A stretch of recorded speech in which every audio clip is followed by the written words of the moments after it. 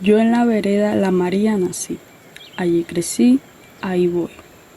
Son 50 años vividos, esa es mi edad. Hemos tenido algunos altibajos, no hemos estado de manera permanente dentro del predio, no por voluntad, sino por situaciones del conflicto armado. La historia que le voy a contar es que me desempeño como campesino, ¿no? En las labores del campo. Ese es mi desempeño como tal. Y siempre es lo que he querido continuar. Estar dentro de la parcela ejerciendo lo que toda la vida he venido ejerciendo. Me parece algo como muy digno trabajar la tierra, estar en el medio de la naturaleza, en fin. Pero eso sí, con el anhelo de vivir una vida como chévere, como una vida integrada. No importa la cultura ni el credo del uno o del otro. Que nos relacionemos bien, ¿sí o qué? Al fin y al cabo, pues todos somos hijos de Dios. Y tener una buena relación con todos los seres y las especies, porque a veces somos como un poco tiranos con algunas especies. Sin darnos cuenta, le damos el uso que no es debido a la naturaleza, a la tala indiscriminada, en fin, tantas situaciones que también inciden en una crisis, ¿cierto? Pero para no salirnos del tema, lo que me preocupa es que hace muchos años se habla de un conflicto, ¿cierto? Y estamos aún en un conflicto. Es que no podemos decir que eso solo sucedió en la época del desplazamiento. Yo me desplacé por la incursión de grupos paramilitares y guerrilla, y, entre paréntesis, pues también del ejército. 3 actores armados. Eso aconteció en el año 99, estando en la vereda La María. Recuerdo muy bien que en esos días estábamos en un lugar de la vía. Estamos en una fonda cuando vimos unos panfletos. Sí, así pues, yo recogí uno de esos panfletos y un señor que estaba ahí con nosotros también. Un señor muy entregado a la comunidad. Entonces miramos ese panfleto, recuerdo muy bien. No sé si tengo una copia porque con el desplazamiento todos esos archivos, todas esas cosas, todo eso desapareció. Por decirlo de alguna manera, se deterioró por la soledad. En fin, los roedores, en fin. Desapareció mucha información, solo queda lo que yo recuerdo. En el panfleto decía que guerrilleros o se colocan el uniforme o se mueren de civiles. O se unen a las AUC o de no hacerlo serán objetivo militar de las mismas. De hacer caso omiso, entonces tendrán 24 horas para abandonar la zona. Eso lo recuerdo yo, mejor dicho, como el día de hoy. Mirando la situación, pasamos a decirle al uno, a decirle al otro, bueno, ¿qué hacemos? ¿Qué hacemos? Porque ya por estas veredas cercanas habían sucedido barbaries. Ya habían descuartizado personas con motosierra y todo eso. Sabíamos que eran los grupos paramilitares que venían, pues disputándose dizque el territorio con la guerrilla, con las FARC. Allí fue donde dijimos, no, pues lo primero es la vida. Lo otro, bueno, ya se verá. Pero primero la vida, uno sin vida ¿qué? ¿Cierto? Entonces llegué a mi casa y le dije a la familia. En ese momento habíamos como unos 6 miembros de la familia, ya los otros se habían ido cuando empezó el conflicto. Eso fue mucho antes. Sucedió que muchas familias se fueron dispersando. Los que se quedaban porque pues había algo que los amarraba. No, de pronto los hijos, de pronto el predio, ¿cierto? Se quedaban con el temor. En mi caso, muchos de los familiares se fueron dispersando. Pensaba, no, esto es mejor pensar en irse.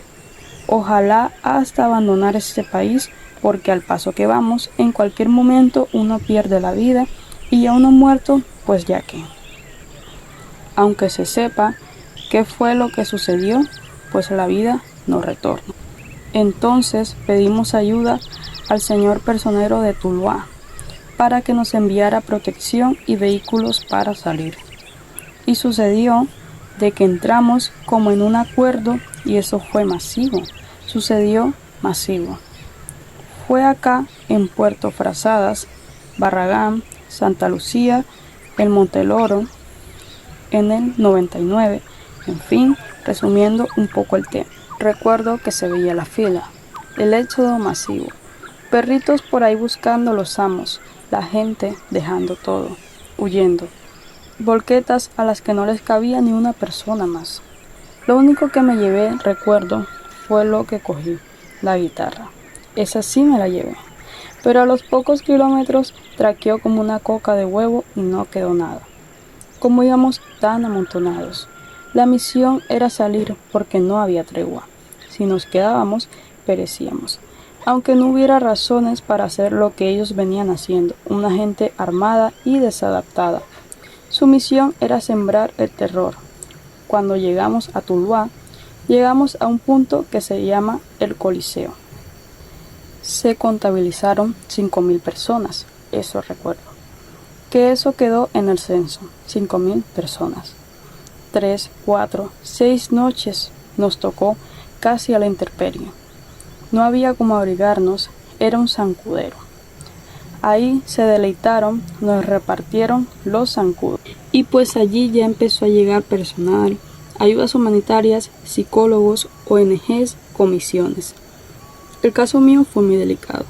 Yo tengo una hermana que cuando se inició el conflicto, antes del 99, debido a los episodios que le tocó vivir, entró en un problema de estado mental. ¿Sí me comprende? Ella se descompensó mentalmente. No sabría decirte si eso sería un trastorno mental, psicológico, trauma, en fin. Lo cierto es que cuando el desplazamiento, pues ella se descompensó. Imagínate, empecé a luchar con esta hermana, sin saber qué hacer. En medio de toda esta multitud tomamos la decisión de encerrarla en un baño, amarrarla con alambres. Un equipo periodístico hizo todo el reportaje del holocausto que le tocó vivir a mi hermana. A ella el cuerpo se le enfrió, se le puso morado. Una de mis peticiones era que mi hermana tuviera un lugar digno donde pudiera estar, ¿cierto? Yo argumentaba que mi hermana necesitaba ser intervenida en un sitio especializado para personas con este tipo de problema o de enfermedad, ¿cierto? Representaba un peligro para un niño, bueno, para todos, incluso para ella misma. Pues no, eso transcurrió y transcurrió el tiempo y las respuestas que yo recibía eran que, desde que existía la medicina, no había un lugar en el mundo para personas con esta condición. Solamente se le daba un control. La paciente era intervenida y luego debía devolver a su familia, porque ni modo volver a su casa. Nosotros no estábamos ni en la casa, ni en la parcela, ni nada de eso. Así acontecieron varios años, como unos 5 años, hasta que por fin se hizo la documentación y se tomaron las medidas del caso. Eso porque entutelé, sí, esa acción de tutela que fue la última, porque yo hice varias. En medio de esta situación, pues yo fui como construyendo más argumentos. Lo que yo veía era que mi hermana estaba viviendo una situación infrahumana. Se estaba muriendo, ¿cierto? Yo argumenté el derecho a la vida. Ese derecho prima sobre todo. El derecho a la salud, el derecho a una vida digna, el derecho a una rehabilitación. El derecho a un lugar digno donde ella pudiera sobrellevar la situación que la quejaba. Bueno, ganamos esa acción de tutela y vinieron desde Cali. Ahí sí, en pura carrera, empezaron a intervenirla, pero cuando estaba compensada le devolvían al lugar. ¿A dónde? Al Coliseo. Y se decaía de nuevo.